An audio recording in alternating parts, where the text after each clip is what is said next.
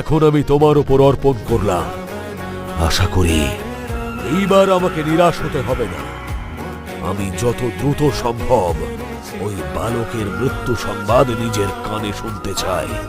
আপনি যে ভরসা আমার উপর দেখিয়েছেন, সেই ভরসার মান আমি অবশ্যই রাখবো মহারাজ। আমি আপনাকে নিরাশ করব না। ওই বালকের মৃত্যু এবার নিশ্চিত। এখন তাহলে আমাকে বিদায় দিন মহারাজ। যাও অরিষ্টাসুর, জয়ী হয়ে ফিরে এসো। আমি সুসংবাদ শোনার অপেক্ষায় রইলাম।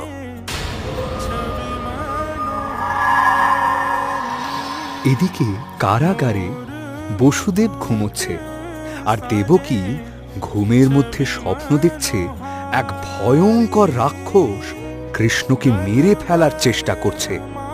ছেড়ে দাও, ছেড়ে দাও, ওর কোনো ক্ষতি করো না, ছেড়ে দাও।